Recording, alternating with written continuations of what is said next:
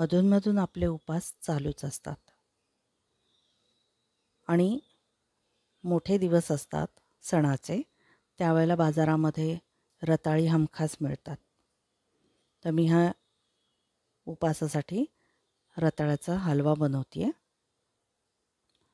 उपासासाठीच असं नाही, आपण एरवीसुद्धा हे खाऊ शकतो. उपासाला रताळं चालतं, उकडूनही खाऊ शकतो आपण, पण मी ह्याचा हलवा बनवते आहे. हे रताळं खराब आहे आतून, आपल्याला ते वापरायचं नाही आहे. तर हे जे वाकडे तिकडे रताळी असतात त्या ठिकाणी मोडून बघायचं, म्हणजे आपल्याला ते खराब आहे की चांगलं आहे ते समजतं. खराब असतील तर टाकून द्यायचे, चांगली असतील तर धुवून घ्यायचे. तर मी ही सगळी धुवून घेते.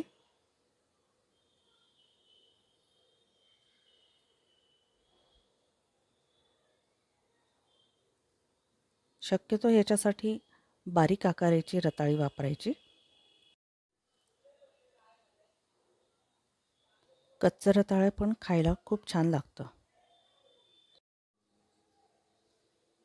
रताळं तसं चवीला गोडसरच असतं. तर आता याचे काप करून घेऊया छोटे छोटे. बारीक काप केले की दिसायलाही छान दिसतं आणि खातानाही छान लागतं.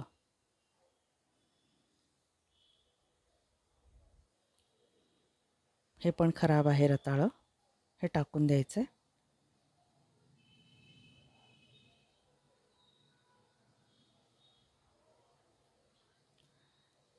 चला चिरायला घेऊ आता.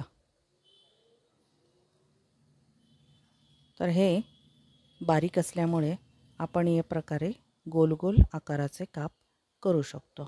पातळ काप करायचे.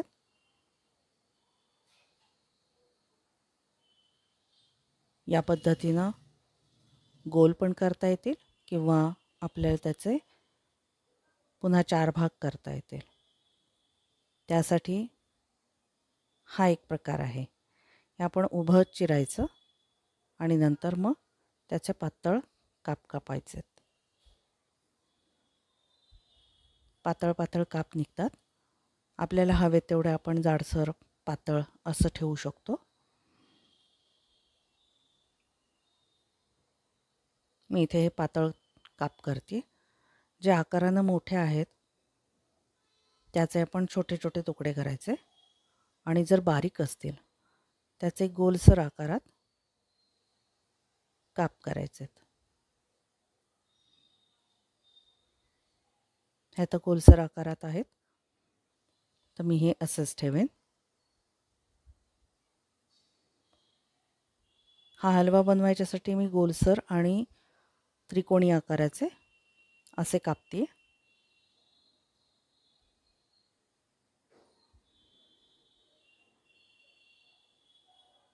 फळभाज्या वगैरे ज्या असतात पदार्थामध्ये त्याचे आकार जे असतात ते दिसायलाही खूप छान असतील तर पदार्थ दिसायलाही खूप छान दिसतो.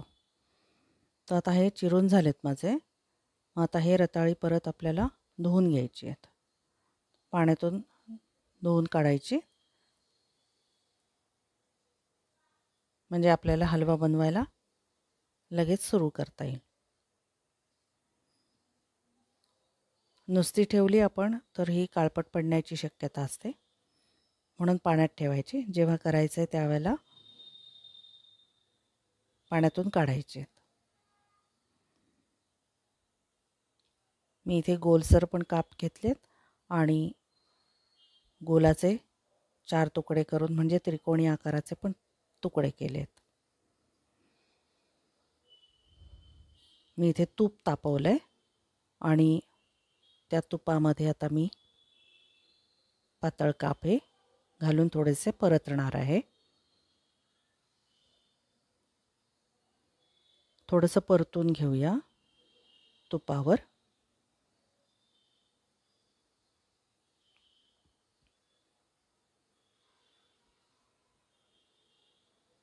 पदार्थ बनवणं आणि त्याची चव हे कॉम्बिनेशन छान जमलं पाहिजे. तर यासाठी आपल्याला तुपावर हे भाजून घ्यायचे आहेत. तूप थोडंसं जास्त ठेवायचं आहे.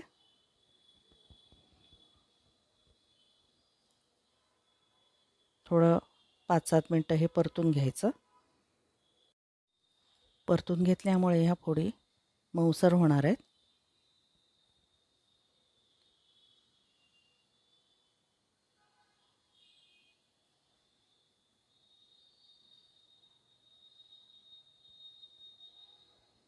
अधूनमधून आपल्याला परतून घ्यायचं आहे.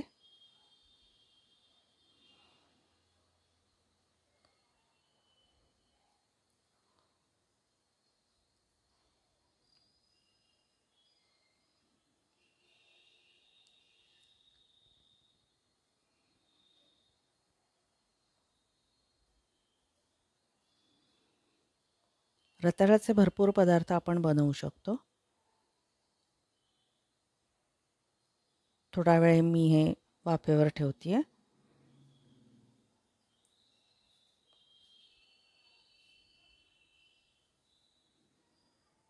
एक वाफ काढल्यानंतर खूपच छान मऊ झालेत. तर आता यामध्ये आपल्याला साखर घालायची आहे.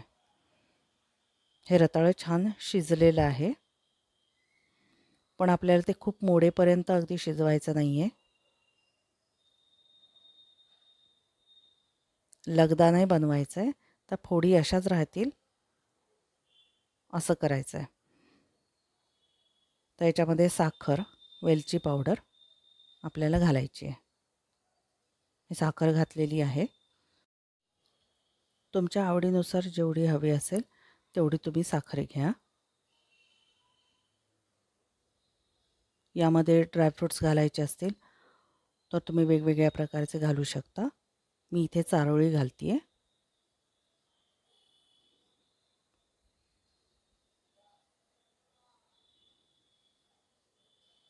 तर ही स्वीट डिश तुम्ही एरवीसुद्धा कधीही बनवू शकता. आपल्याकडे पाहुणे येतात तर त्यावेळेलासुद्धा आपण त्या पदार्थांबरोबर रताळ्याचा हलवा बनवू शकतो. जनरली हा पदार्थ बनवत नाहीत, त्यामुळे हा खूप लोकांना आवडतो. वेगळं काहीतरी असलं की खाणाऱ्यांनाही मजा वाटते आणि चवीनेही खातात.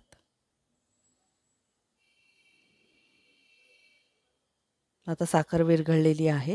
ही वेलची पूड घालते आहे आणि ही चारोळी. अगदी मुक्त हस्ताने हवे तेवढे ड्रायफ्रूट्स घाला.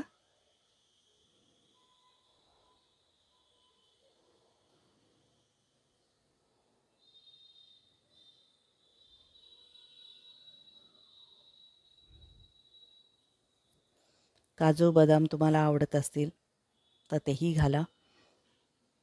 पण प्रत्येक वेळी प्रत्येक स्वीट्समध्ये सगळं घातलंच पाहिजे असंही नाही आहे.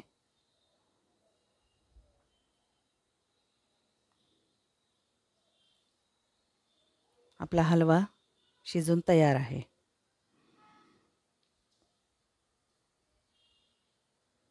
तुम्हाला जर माझी रेसिपी आवडली असेल तर व्हिडिओला लाईक करा, शेअर करा आणि चॅनेलला सबस्क्राईब करून ठेवा. चला तर मग पुन्हा भेटू पुढच्या व्हिडिओमध्ये.